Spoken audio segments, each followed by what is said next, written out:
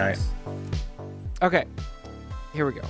I think it's time to start. For real, All right. It's time to actually start the podcast. Hello, and welcome to episode 39 of the Foam News Collective podcast. I'm KT.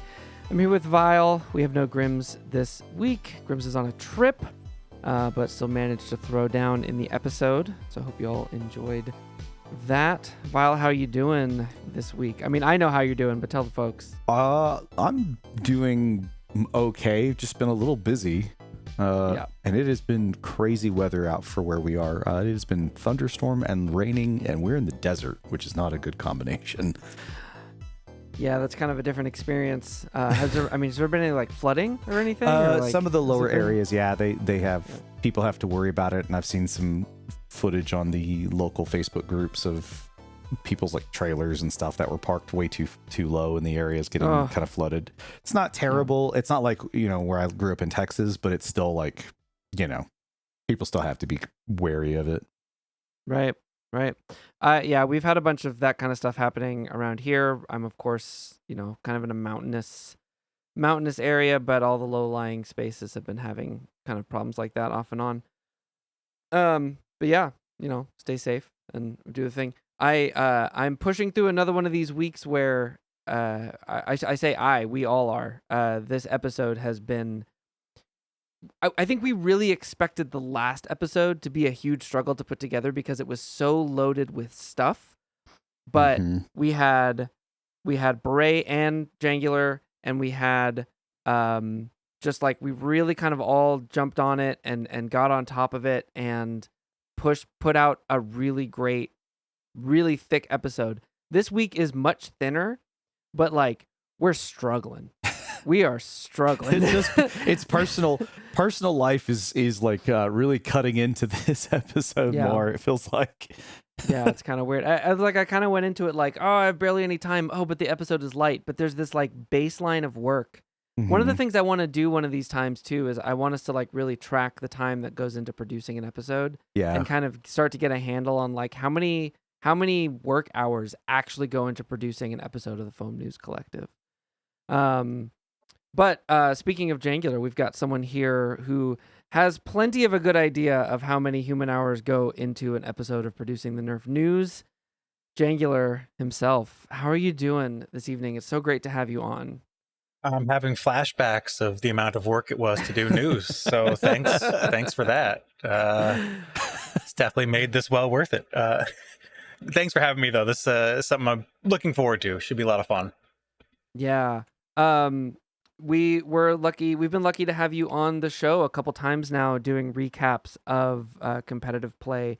I think you are definitely one of the main people that people look to for discussion of competitive play. And you've really put a lot of work and love into boosting that aspect of our hobby. And I hope that we can kind of support that in some way. And I think I speak for a lot of people that we're just really thankful for the love and the effort that you've put into the hobby over the years that you've been involved.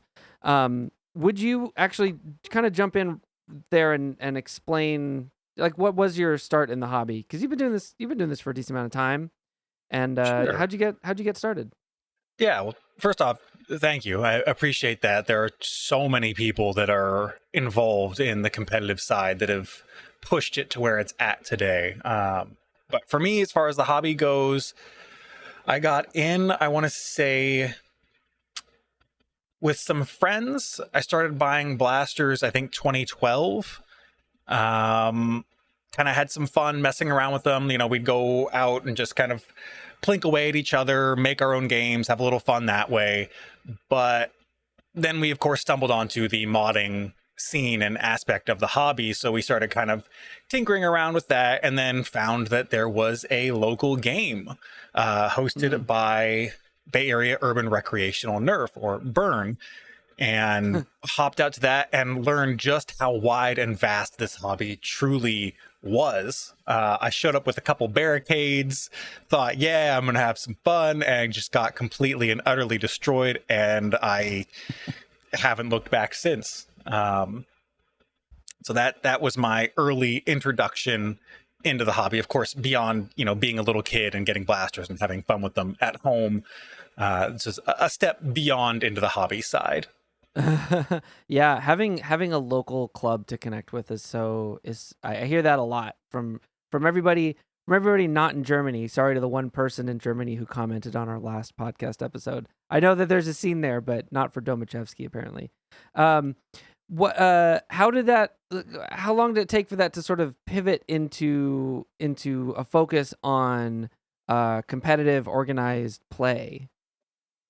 I want to say once I found Burn and kind of connected with the core group from there, which honestly, if it wasn't for them, I don't know where I would be in this hobby, and I legitimately don't know where the hobby as a whole in terms of gameplay kind of progression would be, because it feels like they pushed a whole lot very quickly. So I just want to give the credit to the organizers of that group that kind of turned the Bay Area into this hotspot for 3 or 4 years. Kind of, if you imagine, or you think about what the East Coast is, the Northeast right now, with, Uno and Maryland groups and kind of a high density of hobbyists. That's what the Bay Area was from like 2014 to 2016, 2017, maybe in 2019 even was the tail end of it. But that kind of high pressure or high consolidation of people in one spot. So they truly did a lot for the hobby, I think, and I want to give my appreciation to them. But as far as shifting into competitive, I think it was a couple months. Yeah, because we had a few games going, and then we went out to dinner, as you do after a game, and I kind of brought up the concept of like, hey, what if we, tried to do like a tournament or like made teams? Because the thing about Burn is like it was casual, but everyone was kind of competitive already. So everyone kind of had that mindset where everything was really like people liked teamwork and focusing on making things happen and coordinating and stuff. So like it wasn't a far kind of fetched idea to us to transition to something like that. And so I just checked before we went live. I have my first document for rules was either June or July of 2013. Oh, okay. To give you an idea of when things, June 10th, 2013 was the first time I put something down onto paper. 11 years ago. Yeah. Would you contextualize that for the folks maybe with like what kind of blasters were people using in play back then? Well, I mentioned I showed it to my first game with barricades. So flywheels that didn't have a rev trigger. You had a rev switch. You push that and you were revving the whole time you were using the blaster. Stampedes were a thing. Modded stampedes. Let's be clear that still stock stampedes were just not functional enough. Long shots that were modded. Similar things. Like the big thing was the Strife was coming out recently or shortly after I got into the hobby. Rapid Strike, Ravens, that whole kind of thing. Alpha Trooper, Elite Alpha Trooper, the Elite series was becoming a big thing as I was getting in after the first year or two. So that's a bit of a time frame reference for people that may not have been around then. We were using this was when the Trust Fire trend started. The batteries that you should not use. We were using them with spacers and it was LiPo batteries were not the most common at the time. Right. Thankfully, they are much more prevalent now and the go-to as they should be. Or, if we have NIM batteries, something that's not just a AA cell that's not able to output the needed requirements for the motors we're using. But it was very much a Wild West kind of era, which I loved because things were constantly changing and evolving and new things were happening with blasters that were coming out stock. Whereas, now blasters stock are higher power, which I like for accessibility. I think it's great and it's fantastic for the competitive side of the hobby, but we don't see as much done with off-the-shelf kind of lower powered blasters to the same degree that we did 10 years ago, which has trade-offs. As mentioned, great for accessibility, but maybe we lose a little bit of creativity. So yeah, it feels like there's a lot of accessibility, but like we've sort of standardized down to basically two styles of blasters. Like you're either running a flywheeler that's essentially a Strifoid, even if it's like a custom 3D printed one. There we have a little bit more. Like, how much are we actually seeing people running some of the crazier like select fire flywheelers? Like, there's so many of these things coming out of the hobby now, but I don't know how much we're actually seeing them on the field as opposed to effectively a Strifoid. And then on the Springer side, from the airplane view, it's all effectively Caliburns. Obviously, there's a big difference between a Lynx and a Caliburn and a whatever. But do you think that there's sort of like less variety overall? Do you think that impacts the way people play? I don't think I would say less variety. I think I would put it in the terms of, if in the past we were in an era of evolution, we're now in an era of refinement or iteration. Yeah. Where things are constantly changing still, but not necessarily to the same large degrees. It's variations in a platform or different features or functions that, some people may want, but others might not need. So it's just different. It's not better or worse. It's just a different era, which... I was going to ask, were y'all seeing homemades actually in your gameplay? Because obviously homemades were still kind of a thing, about 10 years ago. Was that even still common in that area?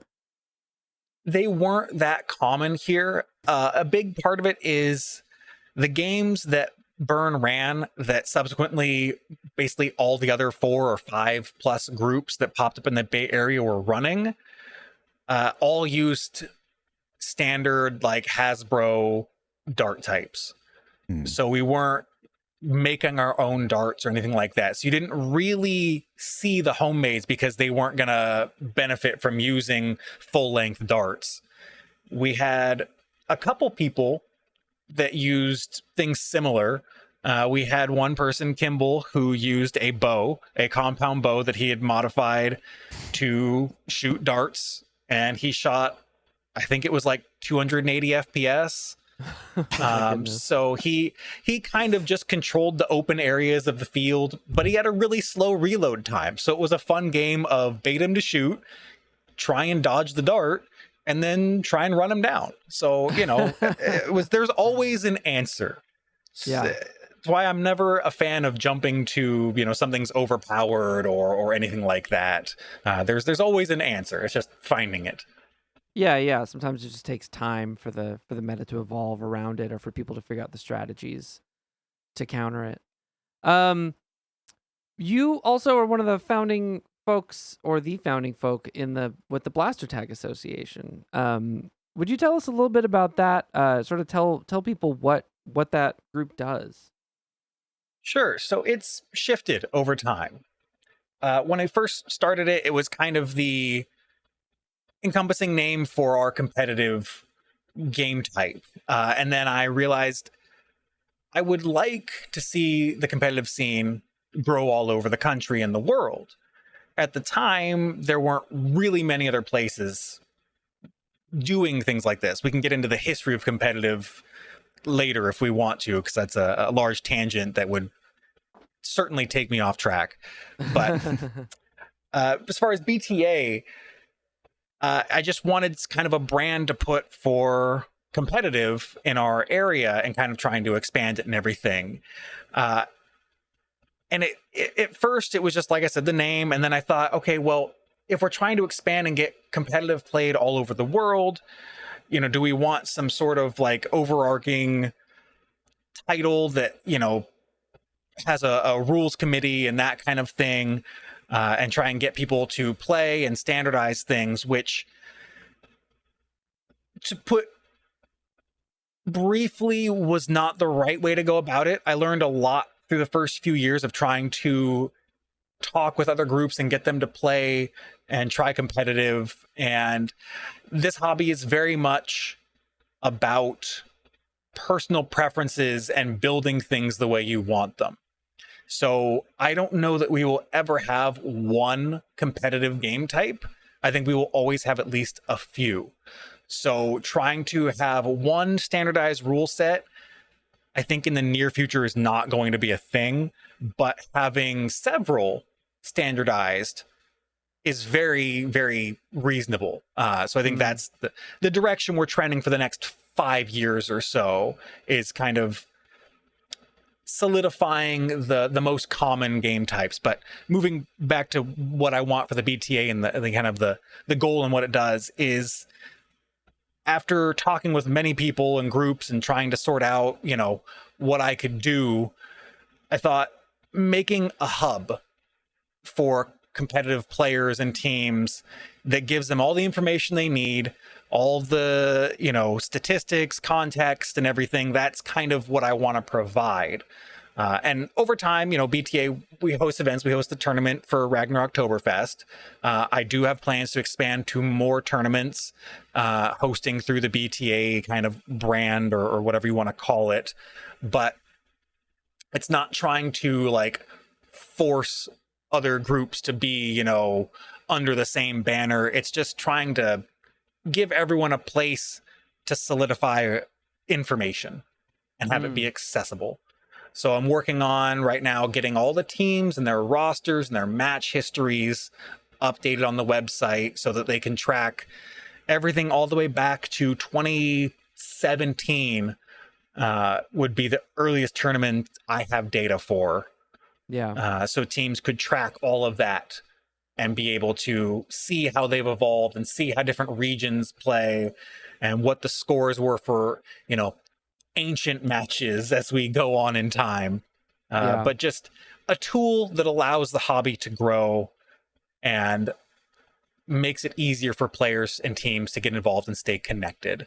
Because that's a big thing for me as well, is that the competitive scene isn't all that connected outside of the US. Like East Coast, West Coast talks, and teams are traveling back and forth a bit more now. But how much do US players know about Singapore tournaments or the Australia scene, or the fact that the EU has tried a couple times to get competitive going? I want all of that to be accessible for everyone. So that's kind of my current goal for the BTA. And then from there can move forward with some other goals. But that's the first and foremost. Well, and that's so important with you look at any major popular sport.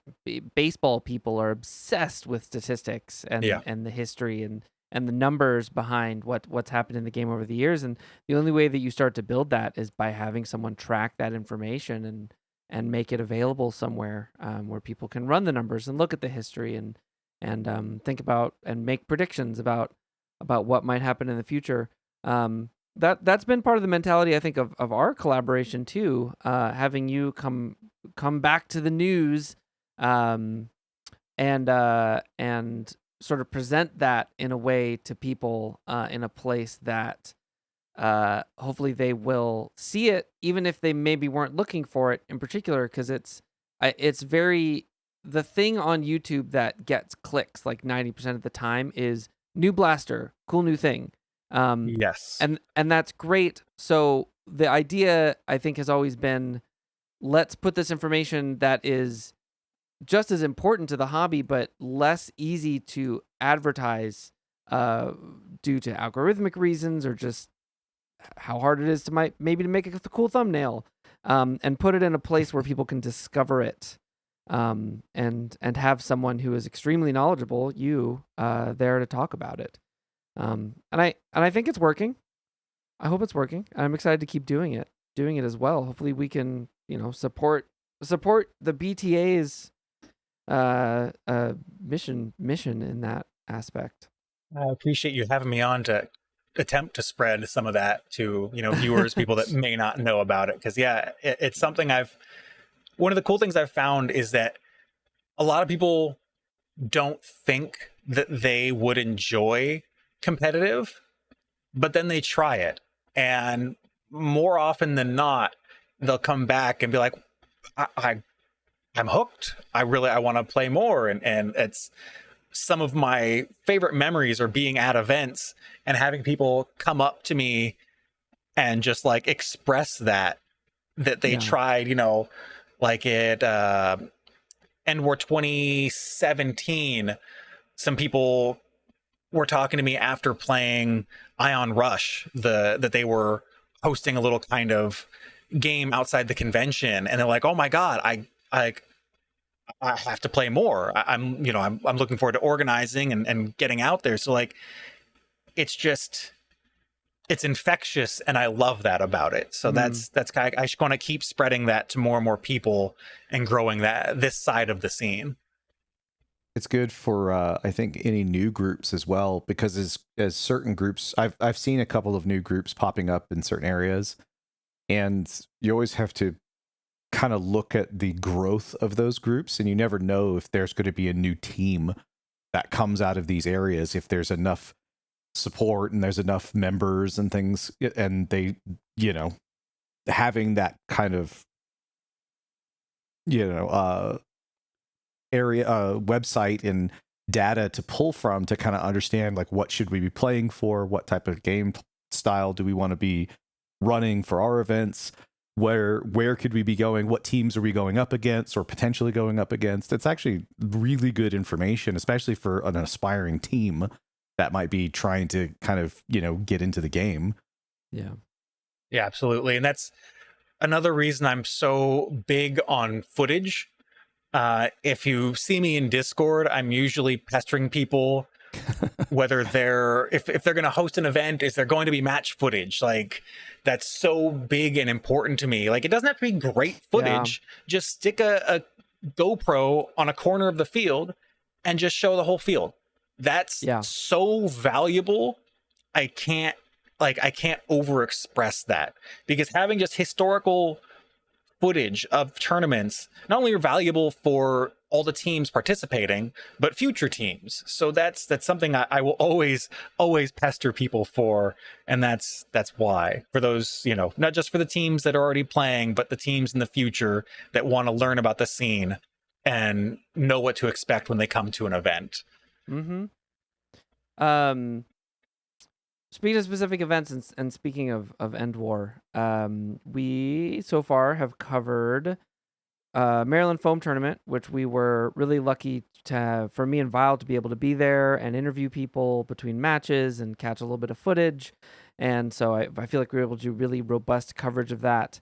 Foam Pro Tour didn't seem to be documented quite as well. A lot of players had headcam footage, but it always takes a little while for that to get released, because everybody's busy traveling and resting up after a hard-won tournament, probably catching up on day jobs.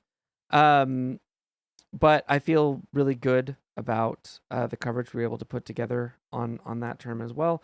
And then this last weekend was California Foamsoft, and we were just discussing before podcast pushing back Jangular segment to next episode, I should say, just because this episode is so bonkers. But it would be great for us to talk about it here a little bit. If you want to sort of recap the results of that and any interesting team progressions that might be happening there, and just sort of what that, because this is a new tournament as well. Yes. Just sort of what the tournament looked like. Absolutely. So this was SoCal's first big tournament.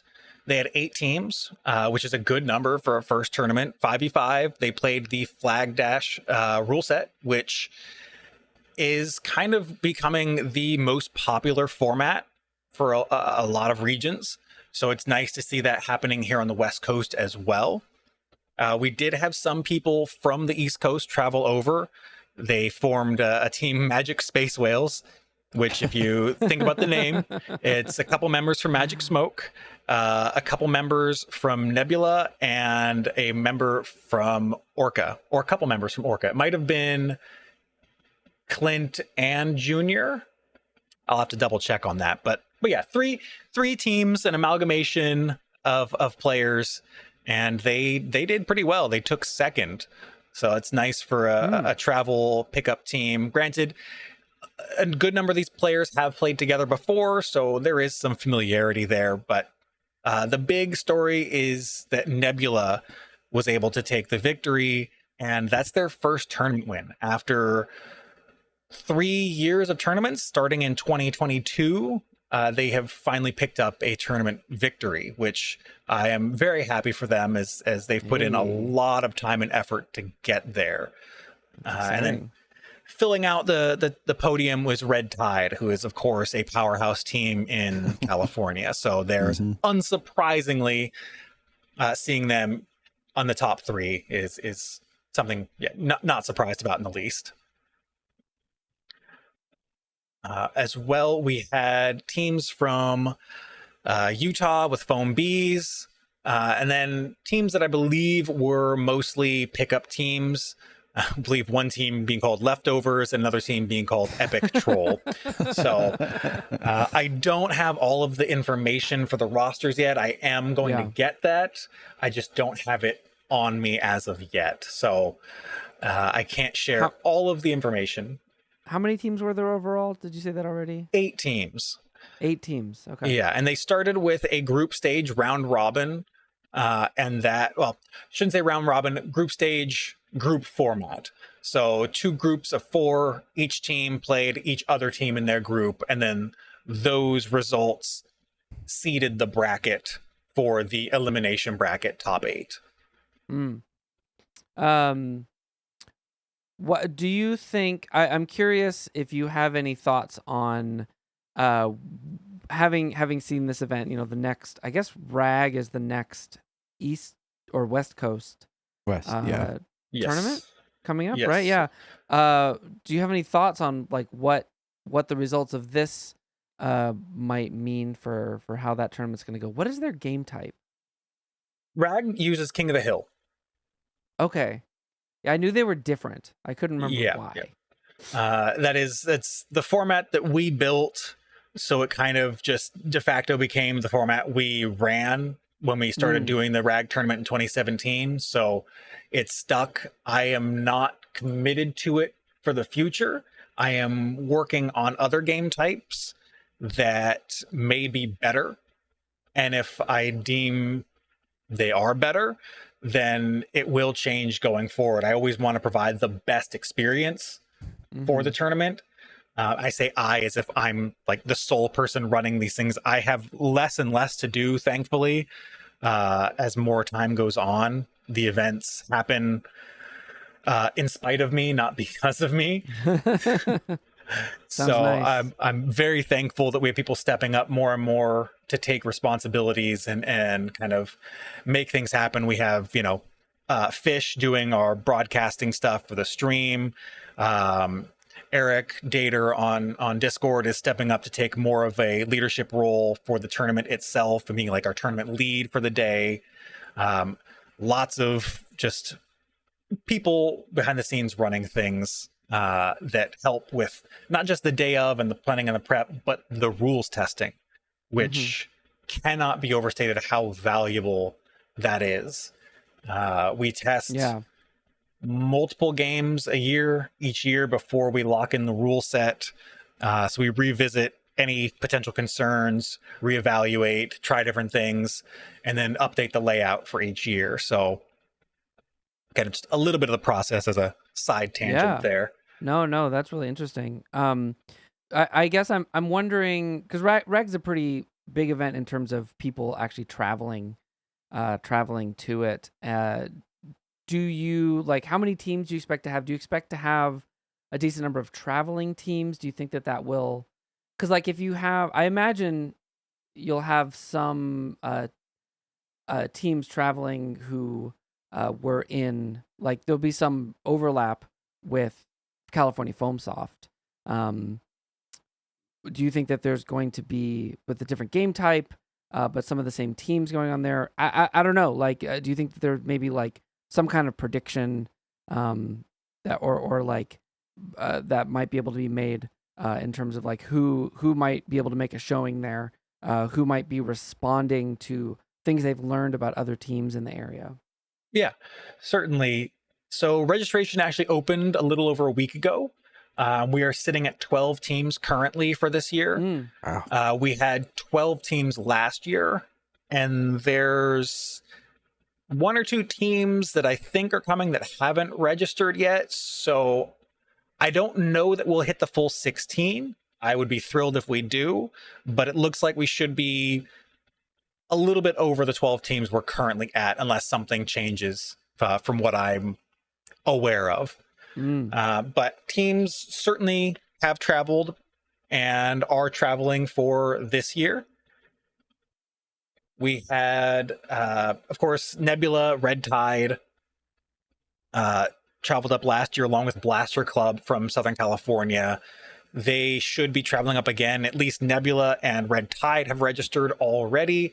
Nebula bringing 2 teams this year. They brought 3 teams last year, so slightly different, but still the same players, I believe, mostly. I don't know if there's any new players. I haven't gotten all the rosters yet.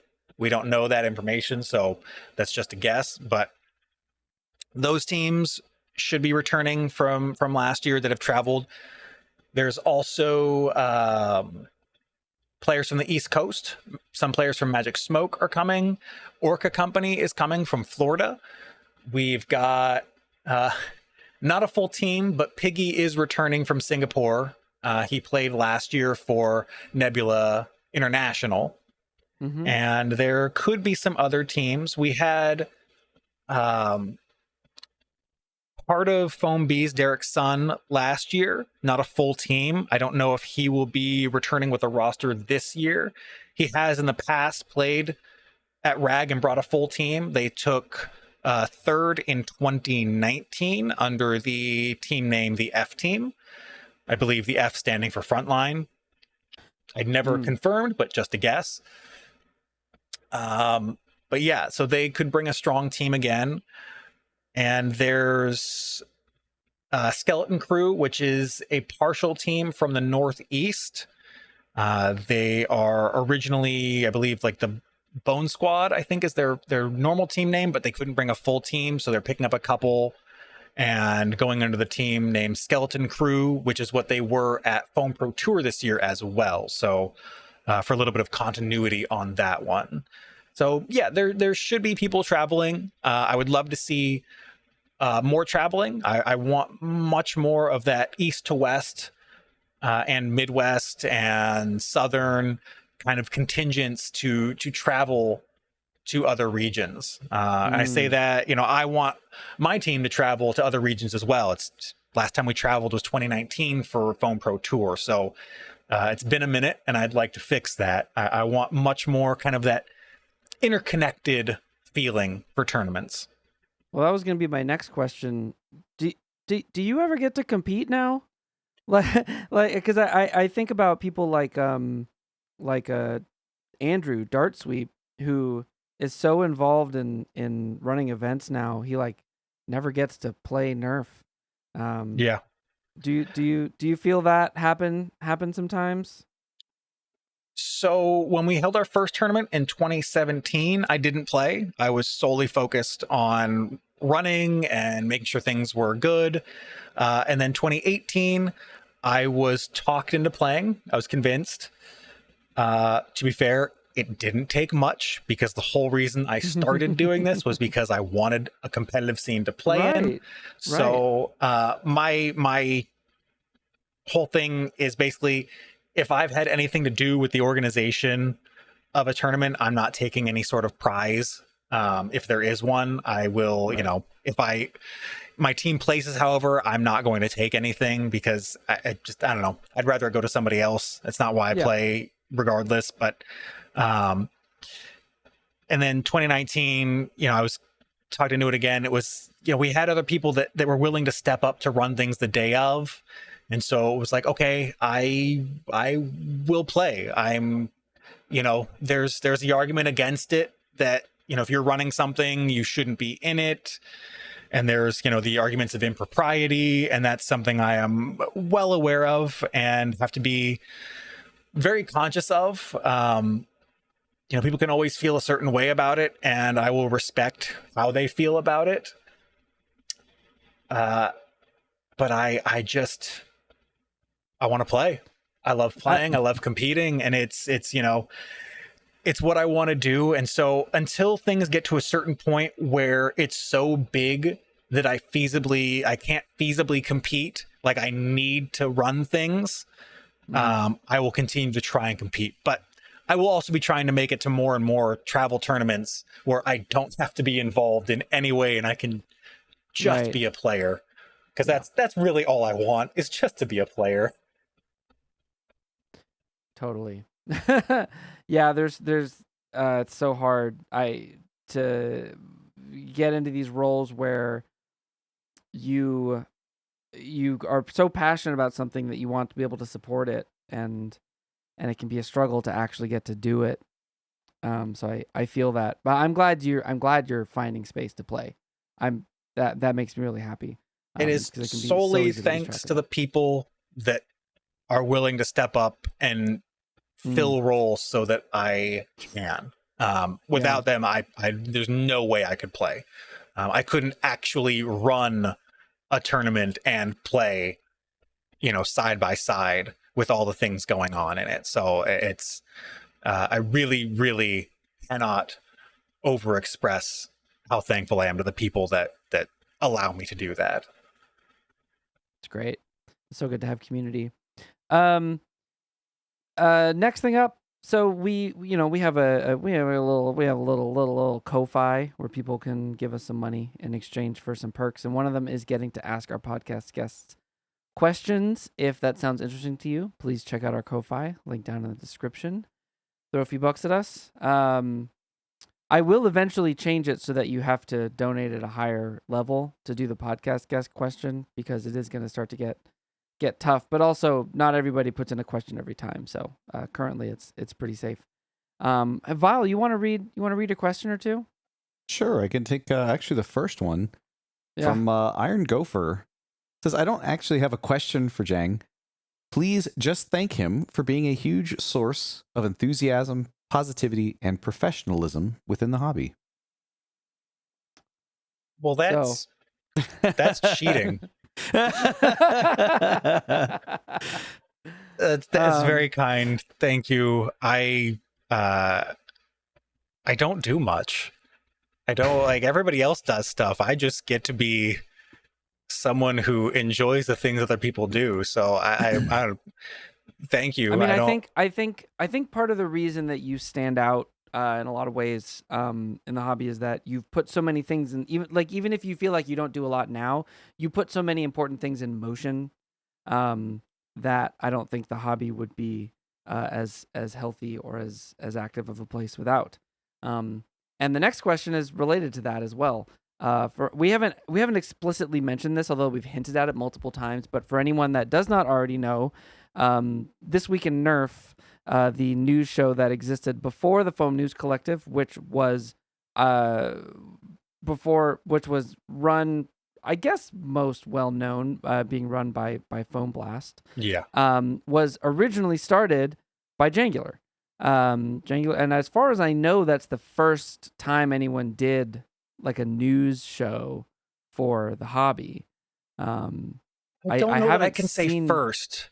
I feel like there had to be, but I mean, I'm sure other people did videos before. Now I have to go look. People certainly did news videos, but having a recurring show with a regular schedule is a very different thing. I can. Someone will fact check. For real. Yeah. Please, I mean, it'll probably be me later. But I mean, so I'll tease this for anyone that's listened this far into the episode. We're working on something for Foam's Giving this year that is centered around a variation of our trivia game that I'm really excited about. So I've been following a lot of these rabbit holes just to gather some questions. So I will probably be researching this at some Awesome. point relatively soon. But we have a question from Colin of Go Slow Taco. What has been your favorite addition to the Twin/FNC format since you left? That's pretty easy. And it's that not one person is doing everything for the show. Yeah. It's the easiest way to kill anything is doing it by yourself. It's so challenging, and like honestly, I mean, Vile can speak to this too because he was hanging out with the Foam Blast ladies a bunch, but even for them, 2 people, Mhm. you know, with only one of them on camera, you got to be kidding me. Yeah, And they were trying to get help even on writing scripts at one point just to try to help take the load off, and they had a bunch of people who were volunteering, like who participated in that. Like it was. And even then, it was still hard because they were running the business and they still had their day jobs, and it adds up quick. Yeah, to give a bit of reference, what it was like when I was doing this, it was almost like my sole existence. Every day, I would have Reddit, multiple Facebook groups, YouTube, Discord, all the different hobby channels open and scrolling through constantly, just looking for any information, any news, any leaks, any cool mods, anything that could have been worth mentioning. So it was like a fixation. Like I was constantly doing it, so it just became so draining over time that I burned out hard, and just I had to stop, unfortunately. Yeah. I think we kind of learned from that. We kind of learned from that and knew that we couldn't approach it that way. I mean, I always have to put a lot of thanks on, like, the show is our show, and we produce the show the way that we feel the show should be produced. But it would not be possible without a Discord full of people who are passionate for one reason or another about supporting what we are providing to the hobby. And I can't imagine. I mean, when someone drops something in the server, it's a little bit of a double-edged sword because it's like, oh, cool, but we can't just report on what gets dropped into the server. That is a trigger for us to start to go do more research. But we at least don't have to be just the first people to find stuff. And some people do follow up on stuff too, and they do some of that research for us, and we just have to kind of confirm it. And it's just incredible that like it really is like a crowdsource. Adding the credit scroll at the end was like such a necessary thing because it was like we can't act like this isn't like a on some level like crowdsourced. That's absolutely a great aspect of it. Super glad that you have access to that, and can utilize more than one person to find things and then verify them. I just don't know where some of these people find this stuff, to be honest. Because I'm just like, what backwoods area of the internet did you go, and how did you find this in this? Like, sometimes I will try to go and see if I can just figure out where some of these individuals have pulled this up. I will try like my own, Google Foo and stuff and see what I can get to. I'll even just try to go to those websites and see if I can try to track down the page. And I can't. And I'm like, what are you doing? It's sometimes? Wild. It is wild. There's a couple people like General Strife has been doing this a lot, where it's like he finds stuff before it's available in the US on retail websites from like Spain. Random countries in the world. And you're like a European country or something. This was some and we have to like find someone to translate it, and it's just like, how did you find this? Yeah, like, some people are so good at finding those. It's wild.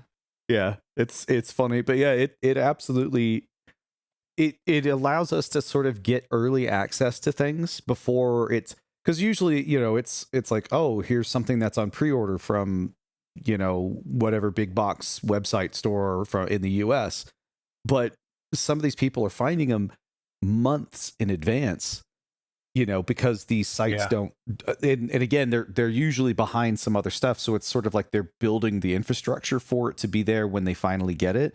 but it'll have item descriptions, it'll have potential price tags, it'll have all this information, and we're getting a lot of very early stuff. And again, if it wasn't for these people doing this kind of, research and like digging in on this, it really wouldn't be the same. Like, we wouldn't have that kind of information, and it gives people something to be excited for, or to speculate on, or whatever. And it kind of it fuels the potential excitement of something, especially when you see, code names for blasters, and then you have to speculate on it. Like, oh, it has pro in the name. What does that mean? It could be anything, and then you find out it's a gel blaster, and you're like, but it's one of those things where it's still, you never know, and it's that, again, sort of that thrill and the excitement of it, and it's all because of these people doing this level of work and having that passion to go and dig like they do. Yeah. That was one of the fun parts of doing the news, is just getting that information and, seeing it come together and be like, oh, this is what's happening. It's like, oh, this is so cool. And that part of it kept me going for a while. But yeah. I was going to say, these people, like, you get kind of burnt out if you're trying to do it yourself. If you try to do it, like, it's fun. But like in my case, I remember I had a story, and I think this was when the inverted scales first popped up, and there was the 2.0, which is the whole front end that was machined and stuff. And all I had to go on was an image. And I started doing this digging, and I started finding out what toy company had it. And then I found out, oh, it was from China. Oh, wait, these people are in Australia. And I started doing all this digging. And I think that's something that's really fun, is sometimes you just have an image that somebody found on a Facebook post, and they have no other information of it. They don't even have the name of the blaster half the time, but you can find something, and then all of a sudden, like, this whole onion just peels apart on you. Mm-hmm. And it's giving me major Dark Age of Motors vibes, where you just have to hunt for motors and look at the specs, roll the dice, and be like, this might be the new hobby motor. And then it turns out it's amazing, but they stopped making it. Or, oh, it's a piece of trash and I bought 20 of them. Yeah, it's kind of the same feeling of hunting and finding that thing that's super interesting. Mm-hmm. Times have changed a little bit, but they also kind of haven't. The way that information comes to us is so bizarre, but kind of magical as well. Yeah, it's part of the fun. It is part of the fun. And speaking of part of the fun, we have a little bit of fun for you. Okay, so this is our increasingly notorious hobby trivia game, and I'm a little bit trepidatious because there's like a chance that I'm gonna bring up this topic and you're just gonna know everything about it, but it's either that or you know nothing about it, and so I'm kind of rolling the dice here a little bit. All right. I'd like to apologize in advance to the person who is not going to get anything. Well, there is one person who has a chance to get the opportunity to ask a free question of our next podcast guest, which is no guest. I think we've decided for episode 40, we're just going to have the home crew on, and we're going to talk a little bit about the last year or so of producing the show. Follow up on some stories that kind of got dropped along the way, and kind of vibe with the crew a little bit. But that means that someone will get to ask us a question that we have no choice but to answer. Pretty sweet deal. And that person who I ran, we have a little raffle on the Discord. I ran a random number, and that person is Tles. I don't know if it's one of these Discord names. Well, it's TLES. It looks like Beatles, but without the B. Mm-hmm. I don't know if that's how you want me to pronounce your name, but maybe I'll find out. But I'll be in touch via DM if Jangular is able to get 2 out of 3 trivia questions right. There are 3 questions. They are all multiple choice. And you, of course, are known among many things for the Blaster Tag Association, but I will be asking you questions about the Dart Tag League, Nerf and Hasbro's original God. competitive format. That's Okay, a good. throwback. That's maybe a good sign for me. We'll see. All right. Well, how do you want to do this, Val? Do you want to read 2 or do you want to read 1? It doesn't matter to me. Whichever one. Why don't you go first? All right. So, the Dart Tag line of products were produced from 2004 until they were discontinued in 2013.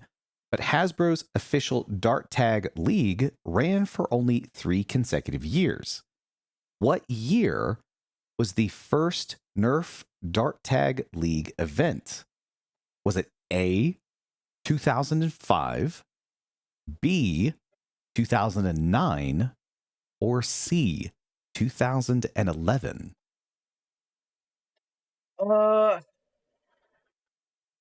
I believe, I'm pretty sure it was in 2005. That feels too early because Min2, one of the originators of Quick Flag in Singapore, competed in the Singapore Dart Tag tournament, and he was young already, so 2005 wouldn't line up. I'm gonna go with B, 2009. You would be correct. It was B, 2009. Right. Good deduction. Wow. I had a feeling you were gonna like know some people who were involved in some of the original tournaments, but we'll see how deep that goes. Next one's kind of a quick question. You ready for it here? All right. What prize was awarded to the winners of the Nerf Dart Tag Championships each year? Was it A, $5,000, B, $25,000, or C, free Tagger darts for life? This one I don't know. Free Tagger darts for life sounds so stupid that it could be the answer. but I don't think it is. I also don't think they're gonna give $25,000 for this. So I'm just gonna throw it out there and say A, 5,000. Well, I'm sorry to say, or maybe I'm not. I don't know. It was in fact $25,000 for the winning team. Yeah, B, 25,000. That's in 2024 dollars. That's about $36K for the winning team. And it's worth noting, like, you watch the 2009 2010 were like pretty well documented and they're still available online. 2011 seems to have kind of disappeared. I'm still kind of trying to dig it up, but it's like a single 5-minute round. Yeah, it's super frantic. It's great, and then it's edited crazy too. It's like very early, it's early 2000s video editing, and if you've never seen them, it's worth 10 minutes to go watch and see what Hasbro's initial thought of a tournament was. Yeah, it's an interesting take. But yeah, they threw $25K at the at the prizes. Marketing money's insane. Yeah, it really is. Imagine if we'd gotten a Nerf ball tournament, what the prizing would look like for that. I'm so not invested in prizing. I would rather they take $25,000 of prize money and put it into the tournament, or like getting teams to the tournament. Like that's my personal perspective. I know a lot of people like the prize pools and the money, and I get it, it's appealing. I just feel like we're so early on that I view the money as a resource to make the event like even better if possible. I think that's really true. I agree with you philosophically. I know that the competitive Pokemon TCG scene lately has had a massive growth, and part of the reason for that is Pokemon massively upped their prize pools, which some people are interested in that aspect of it. Some people are less concerned with it, but both of those groups are probably more likely to go to a tournament that they because that they were on the fence about. Yeah. Because of that, and the number of competitors and the level of competition has raised as a result. There's other things going on, of course, but has raised as a result of that. So, like, if you want to get teams out, prize pools can be a way to make that happen and just increase the pool of people playing overall. So I think there's something there, but I don't expect Rag to come up with 25K or 36K. Yeah, that's like the entire event cost. If you came up with that money, you might like put 5K of it back into the prize pool and put the rest of it into getting a better venue and getting more, you know what I mean? Like there's you kind of split it around. If I had 25 grand to run a tournament, probably 5 grand of that's going to refs. I'm hiring staff to run the event. We're having multiple fields, so matches can go quickly. And the broadcast is going to be high quality. Teams are maybe not the first you're going to have any travel compensation, but yeah, there's so many things that money can go towards to improve the quality of life for players and teams at an event and for the spectators. Because this is my whole, sorry, we're going on a tangent. They're in trivia. No, it's good. It's good. It's good. It's fine. My whole thing is we want this to be a sport, right? For a sport, you need spectators. And for spectators, you need something engaging. And for something engaging, you need it to be visually interesting and easy to follow. Yeah. So all of those things need to be met for it to grow. So if I can throw money at anything, I'm throwing it at things that make the games more engaging and easier to follow for spectators. Yeah. Spectator experience is so important.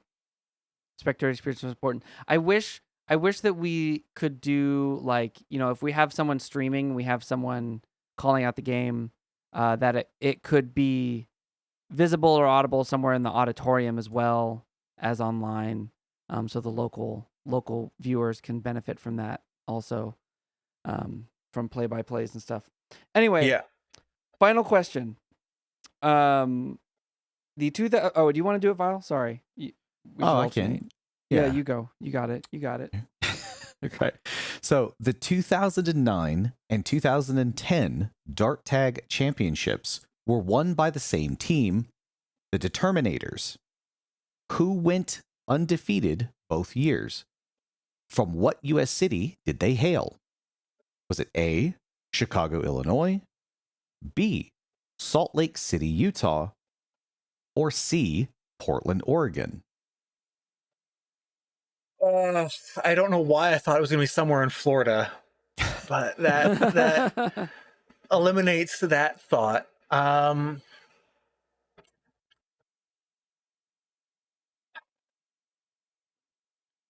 going to feel bad when I don't get this, but we've got Chicago, Portland, and Salt Lake City. Yes. The events happened, I want to say, primarily more on the East Coast. I think there was something on the West at one point, but the teams were paid to travel. Right. Speaking of right, yeah. Stipends for Go figure. That's how you make it happen. Weird. Oh God. See, the unfortunate thing is, I've seen this footage and I've seen where the teams were from, but that was like 10 years ago that I watched these videos. So I'm going that's what I was gambling on. So I'm going to follow the trend that both answers have been B so far. So I'm gonna YOLO B. Oh, and wouldn't you know it? You would be correct. They were from Salt Lake City, Utah. If you give me a pattern, I'm going to take it.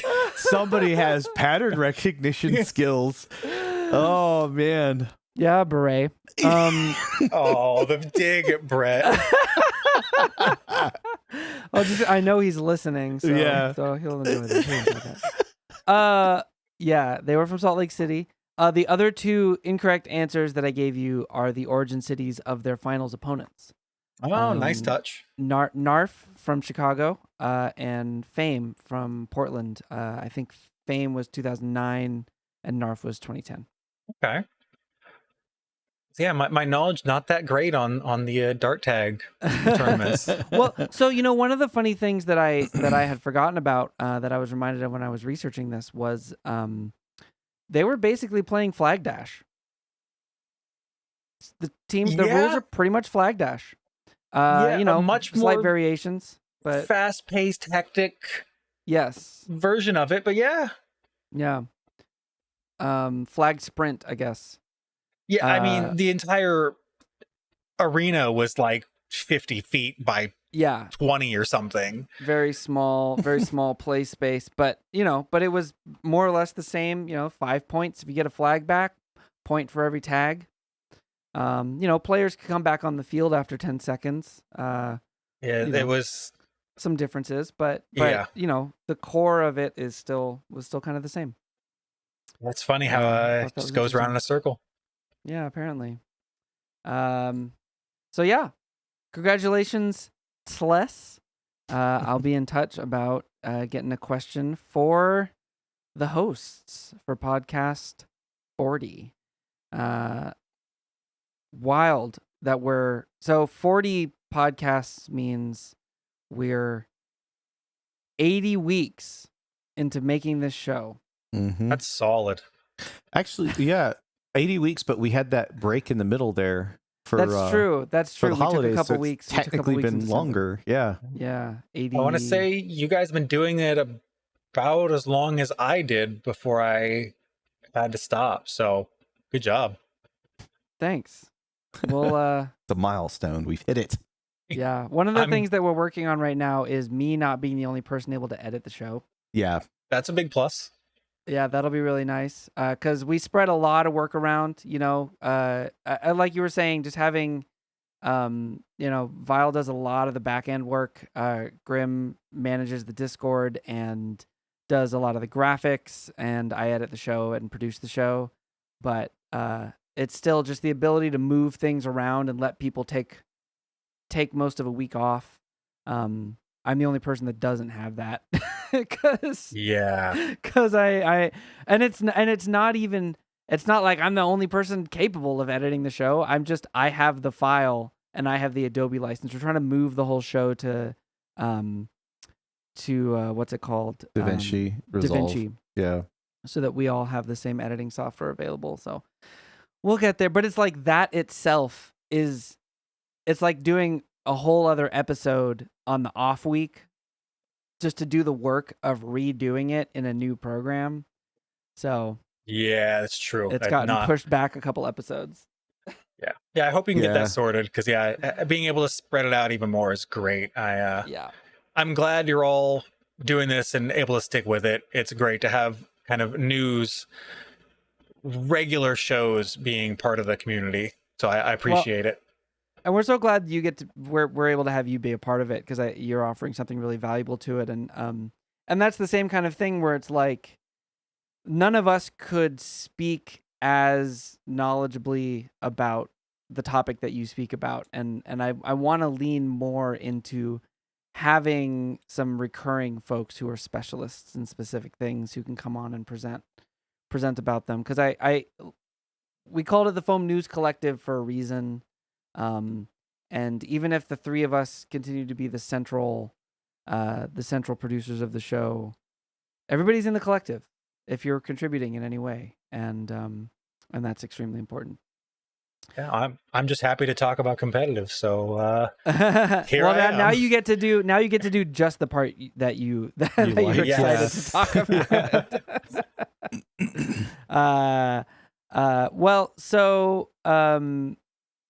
I want to chat about a couple little other things quickly that are not directly related to competitive play.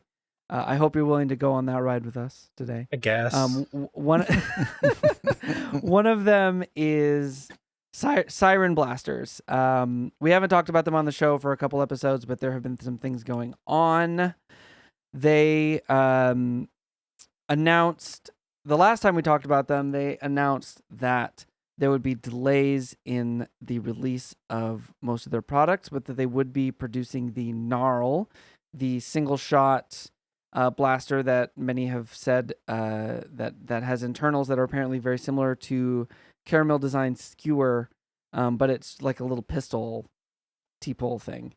And they would be releasing that on time and only charging people for that, and that the other two would be delayed for, what was it, like a month or two or something? Wow, do you remember? I don't know if did they even give it. Did they even give a date? I don't remember if they did. Because it was in an email, and I think they just said it was postponed. I'd have to go and pull up the people who got the emails for the pre-orders, but so and now we're getting. And I have to put a massive caveat on this before I talk about it, because I don't want to come on the podcast and just trash talk companies. That's not what we're trying to do. We don't have any of this stuff in hand. We are entirely relying on secondhand reports. But I have a lot of questions about a company the size of NSI feeling like they need to do a pre-order on a product like this, which they should absolutely have the money to just bring to market. Or the ability to, the credit or whatever they need to just bring a product to this to market. And it feels like we've seen this a couple times where they're really just creating more problems for themselves by targeting our demographic, the like hobby demographic, and doing pre-orders and hyping up the product. Because we're starting to see people getting gnarls and giving their reports that like we're seeing pictures of shell gaps in a out-of-the-box blaster. We're seeing, what was the other thing? Someone's like broke flung out quickly. The barrel flying out. Yeah. Oh my God, that's the barrel right. It is a mag-fed blaster. It's not a single shot. That's right. Yeah. It is a mag-fed, but yeah, the barrel flung out. There's some issues. Like they were already having problems apparently with the darts, if I remember correctly. Like the dart foam or something was wrong, and they wanted to sort of redesign it, or I don't remember exactly what all it was. There were questions about the darts behaving and getting destroyed by the flywheeler, I think. Yeah, there was some stuff like that. But the image was on Instagram of, and kind of the whole, talking about like how it happened, and it was easy to double prime a dart, and then they swung like the pistol around fairly quickly, and then the barrel just flew out of it and stuff, and it's just like, what is going? I'll just give my quick take on this as of right now. So we know that this is the same company that does the laser tag stuff, right? And I've seen these before. We see them in thrift stores quite regularly. I've seen them in the Goodwill outlet. They're not necessarily like the best of quality. I would compare them to like Busby's stuff. Busby has some cool things. It's fun, but there's always been some question about their, the structural rigidity of the shells or the plastic that they're using or whatever. And it's almost looking like they're following like that same trend of these all look really cool, and they promise some really cool stuff, but I'm wondering if their quality control might not be all there, or maybe the plastic that they're using isn't really good. I have no idea. It's crazy to kind of see the problems that at least that are coming in from things like this. And it's not like a ton. This is just the first few that I've seen so far. Yeah. But I mean, what if this winds up being a product that just never makes it to shelves because of, like, we've seen things this far into development and like to the point of release just get abandoned before. Yeah. I am worried. You said about the pre-orders. A lot of times pre-orders are to gauge sort of the community interest in something. Obviously, like that's how they can sort of gauge it to see how it works. But what I'm worried about is, if they pre-order, they're like, well, we'll send out the gnarls and we'll work on these other two ones because they're sort of our big flagship things, right? So you have the flywheeler, and then you have the larger, adjustable rifle thing. I don't even remember what they're all called. Which is such a cool feature. The adjustable power levels without changing a spring, without... Have you seen this Jangular? There's like... the mauler. It just changes where it the catches. Yeah. So it's changing just how like it catches. a lever. Mm-hmm. Yeah, it's an interesting idea. We'll see what the durability is long term on something adjustable like that. But it's again going back to that era of iteration and refinement, kind of falls in line perfectly with that. Taking an idea and trying something a little bit different with it. I hope that they come back with resolved blasters for both the Springer and Flywheeler. We've seen like nothing on the Flywheeler, so I don't know what to expect for that. But hopefully we'll find out good news in the future. Oh, that's right. It was supposed to be at Jeb. Right.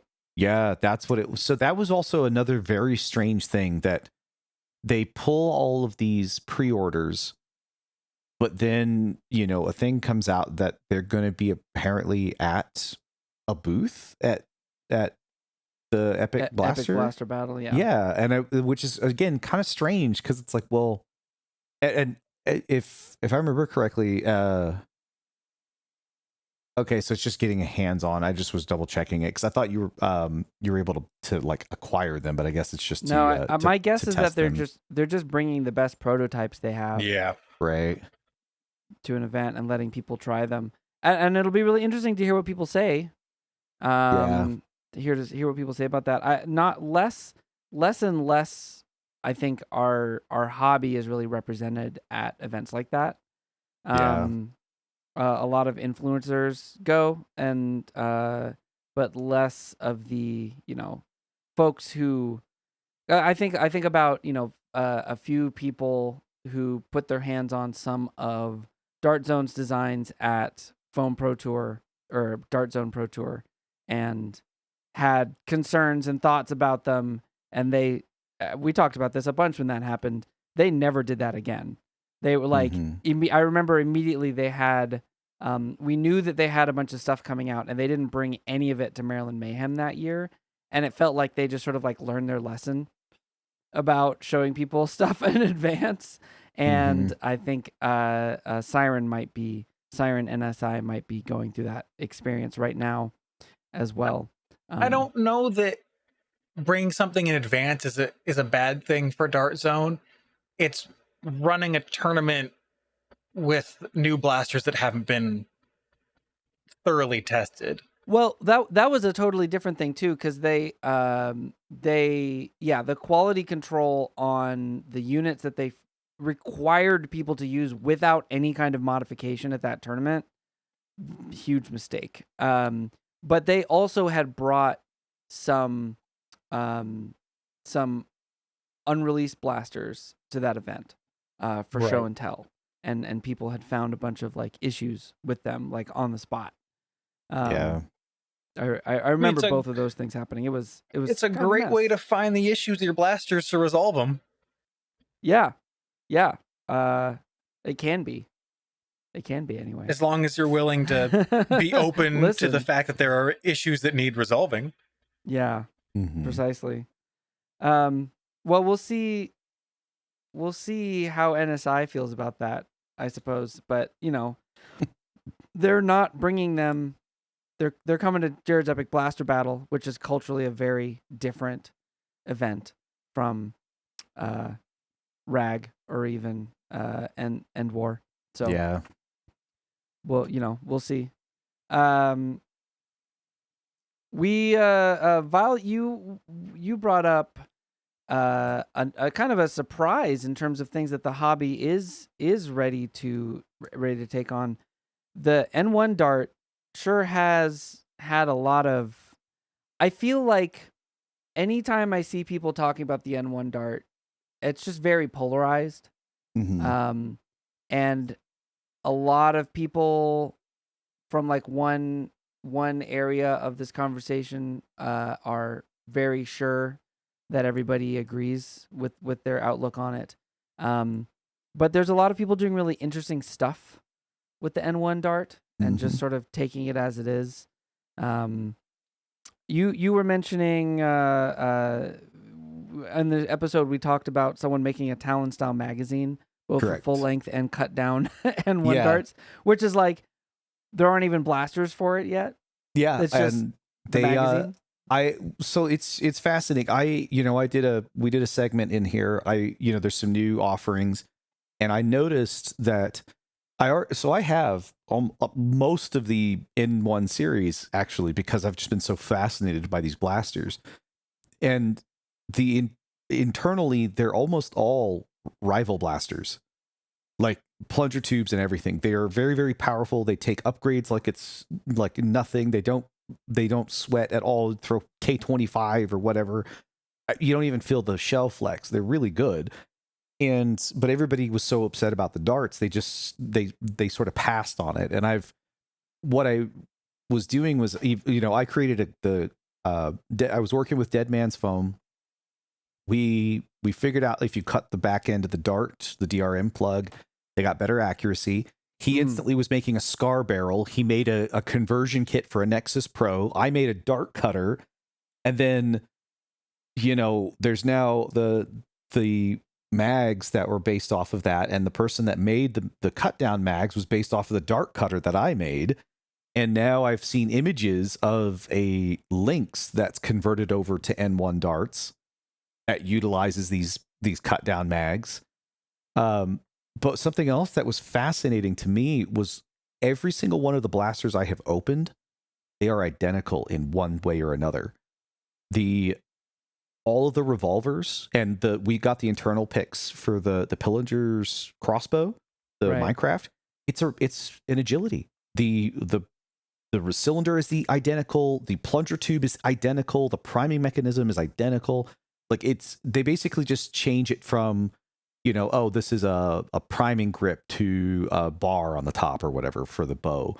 But then there's the gear up pack that has a 4-shot revolver. That cylinder's the exact same outer diameter. And then what do you know? You open it up, it's the exact same plunger tube. And when you look at the ward is a 2-shot AR. That exact same plunger tube in AR, I mean, like spot on. There's now this triple pack that came out. They're all wards. And then when we got the Minecraft blasters, which are the skeleton and the creeper, and you open them up, and what do you know? It's a ward on the inside. They are all identical. They are not changing any of their internals. They are just one after another after another. And I'm in the process of making cylinder conversions for the agility. And the way that I'm designing it is it can actually transfer between all of these blasters. Any of the mods that I've done an air restrictor removal that fills in the dead space. Fits on either. I've already printed it out. It fit on both the blasters that I had, even though one was a 4-shot and bolts primed and stuff like that, and the other one was a 6-shot, pump or top slide. And it's interesting because there's such a standardization of their parts. It makes mods interchangeable between multiple blasters in their lineup. And I think people are kind of, again, there's those of us who are taking it and running with it because we're looking at it like, this is incredible. We can do so much cool stuff with this. And then those who still just want to, kind of be mad at the darts and the, changing over to a new standard. Right.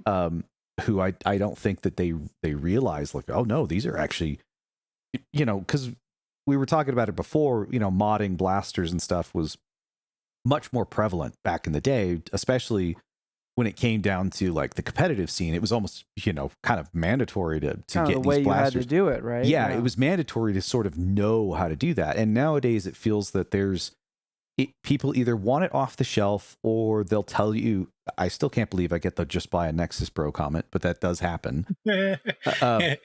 Yeah, it literally happened. I couldn't believe it. But yeah, these, there's this, those of us who like to mod have not been fazed by it, and we're enjoying it. And it's really impressive to see now that there is even a magazine, like a Talon style mag for cut downs, and there's a blaster currently in development, and I've seen the photos of it, and it's impressive to see that there are people who we're just running with it, and we're sort of just doing our own thing, because even half darts weren't standard until people started cutting down elite darts, or they were making their own Steffens. And then you had Explorer, who started making their own cut down half darts, and then later, you had Worker and Jet and all these other companies started kind of following suit. And now, what do you know? Who's making them? Hasbro is. Hasbro is making those darts. If you want us to actually have some kind of an influence on these companies, sometimes stop being mad about it and just get out there and do something is the only way to do it. Mm-hmm. Because it had to start with those people trying out things and seeing what worked.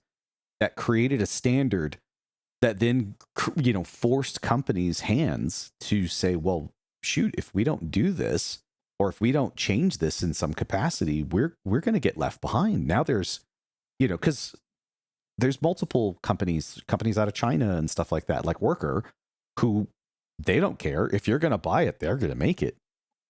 Yep. And companies, whether it's Dart Zone or, Hasbro or whoever, X-Shot, it doesn't matter who it is. If they don't jump on it soon, they will absolutely start losing that entire market. So I think that's kind of what I've just been noticing about the N series and the N1 darts, and it's gone really quickly. I'm very surprised at how fast it is taken, because when you look at even the mega darts, how long did it take before people started doing cut down megas? Like pretty standardized cut down, or like what Moose is doing with the Ranger, like Tinkershot's doing. How long did it take before people started making mega blasters that were hitting absurd numbers? Took them years before they really did that as a standard. There was the one mega burn but that was, you didn't really see many people using them. Now all of a sudden we have these like half mega pistols with mags and giant bolt action rifles and stuff that are just hitting absurd. And I just think it's, these other dart types took so long, and yet this one is really kind of kicking off. We kind of just laugh. It's sort of like those like three people that thought Ultra was great. It's like we have this small group of us who are like, no, N1's great if you just tinker with it and do the old school modding. Yeah. So, it's just fascinating, and I seem to be in the middle of all of it, in the midst of creating the how'd stir. that happen? How'd that happen, man? I think it was the hatred. When I see somebody hate on something really hard, a lot of times I look at something and I go, let's see if it's really as bad as you say. And then when I don't know. I maybe it's just me being a contrarian. I don't know. Oh, it's made you one of the eyes of the N1 storm. Apparently. Which is kind of funny. Yeah, I mean, there's plenty of reasonable argument to a lot of people saying that it's anti-consumerist to change a dart standard. It's the dart standards have changed so many times. Yeah, they really have. Did people say that when elites came in to replace streamlines and taggers? I mean, there was some intercompatibility between elites and streamlines, but not a lot. I don't think it's that big of a change. The significance, right? It doesn't quite compare. Yeah, fair enough. But like, I mean, people hated on Ultra, but Ultra had other issues. And I think, I guess a lot of people are probably remembering the Ultra situation, and expecting it to go the same way. But this is, in some ways, it's clearly an evolution of Ultra. Like I think they took some lessons from what happened with Ultra, and they built upon that in some ways. So I think that there's a valid argument to be made about, it's the company's trying to make money. That's a valid argument because it's a company. That's what companies do. They're there to make money. But I don't. I think N1 darts are fine. So I know the biggest problem is people are mad that, clearly the dart compatibility is a problem. Right. I am holding in my hand right now, because the biggest issue is primarily anything that is multi-AR system. Because if it's got a single AR, we do old school. Just cut it out, bam, throw a new barrel in it. Now you've got whatever dart type you want. I mean, me and Hawkeye did that. I modded the Infinite, and it was magically hitting huge numbers, and I was like, this is incredible. And then Hawkeye did the half dart conversion, and that's all you got to do is just remove the air restrictor, and it's actually quite easy to do. Multi-dart AR is a problem, and that is the difficult issue. I am holding barrels for the ward because I've already cut off the barrels, and I have created risers for the air restrictors themselves, so that way any dart can actually push it down. If you want to if you want to be mad at something, be mad that it destroys it completely. If you have the ability and the skill set or the knowledge, or if somebody else has it, you can wait for it or do it yourself, and you can fix that problem. There are ways to do it. There's always going to be a way to fix that problem. And I am currently in the process of doing that, because I don't care about this. And I'm in the same boat of like, this plunger tube is fantastic. This blaster is awesome. I want it to fire 2 megas. I want it to fire, 2 half darts or whatever. I just want it to do something ridiculous. And I want to have the parts available. And I'm going to put, when I get this figured out, I'm probably going to put it up on printables, make it for free. So that way, if anybody doesn't like it, or if they got the blaster and they hate that it doesn't work for any other darts, well, they can just print out some parts and glue them on, and they're good to go. Just fix it yourself. So y'all heard it here. When there's a problem, like for example, there being a blaster that breaks the competitive meta, find that strategy. If there's not enough interconnectivity between competitive teams, create the blaster tag association. Exactly. If nobody's making the Nerf news, just find other people to do it with you, and you've solved it. Just get out there and try stuff. Easy peasy. I think that's what. That's right. It's that simple. Well, that's the only way to make the change is sometimes to do it yourself. Do everything. It's that easy. It's just that easy. Well, that about does it for us tonight, I think. Jangular, thank you for being on. Thank you for doing everything that you do. Like I've said, I don't do much. Thank you for setting things in motion, which is extremely important. Where can people find what you do? Let's go with blastertagassociation.com. That's probably the most important thing right now. It's just growing that, getting people aware of it, utilizing it, and hoping to provide more and more information on there. Sweet. We will be linking to that down in the description. And really excited to have you on here. We'll be seeing more of Jangular on the show very, very soon. Like we said, we'll be doing the California Foamsoft recap next episode 40. And there will be more tournaments in the future. It's been a really cool and successful new addition to the show. Really appreciate Thank you for having me. Thank you so much, everyone, for listening. And apologies for the probably tangential nature of trying to fit as many little things, but not quite going into the detail that... People love the tangents. People love the tangents. I get that comment constantly. If we got 3 more hours, I can talk some more, but I don't think we have that time today. Well, we'll have you back on again another time, and we'll get deeper into it. That's the fun part about coming back on the podcast. We don't have to go back over how you started in the hobby. You still started in the hobby the same way. We get to talk about new stuff. So that's true. I'll hold you captive for a couple hours to talk solely about competitive. Yeah, absolutely. Let's make it happen. And of course, you can find Vile on Twitch, probably. Well, yeah. If you're modding something, I'll be modding something right now. Whether it's 3D modeling or whether it's integration, I don't know. It's up in the air. I always make the decision 5 minutes before I go live. Twitch.tv/Vile_mods. That's kind of the after episode hangout. So even if you missed this week's Friday stream, by the time you're listening to this, come catch us vibing after the episodes come out. And if you don't mind, I want to leave one final thought here that I feel is actually very important for anyone considering getting involved in competitive or even just the hobby in general. If you want to start something, but you aren't sure how, or you want to make sure it's all right, don't fret the details. Just so true. Do it. Just start it. Just grab a couple friends if you have some friends and start hosting games. That's how our scene in the Bay Area started. Don't worry about everything being perfect. It will always have things to improve on.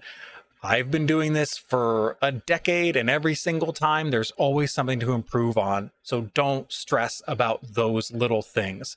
Just start, and you'll have my thanks and anyone else's thanks who happens to be in your group, because it's the people that take the time to start the groups, to try and host something, to try and build a team that makes things happen and make the hobby grow and expand. I wanted to make sure we got that out there, that just starting is the most important thing. Mm-hmm. Just do it. Make your dreams come true. Yeah, that's so true though. The perfect is the enemy of the good. The perfect is the enemy of the done, of the happening, of the occurring. So thank you for that inspirational addition to the episode. If you want to catch what I'm up to, you can come see the summer camp play that I just lighting designed, I guess. I don't know. DM me if you feel like driving to Vermont to watch some high schoolers do a really good version of Newsies, the junior version of Newsies. It's a good show. Or just watch the Foam News Collective. Or listen to my band. Whatever. Anyway, thank you everybody for listening. We will be back in 2 weeks with another episode. And until then, good night. You can hit stop.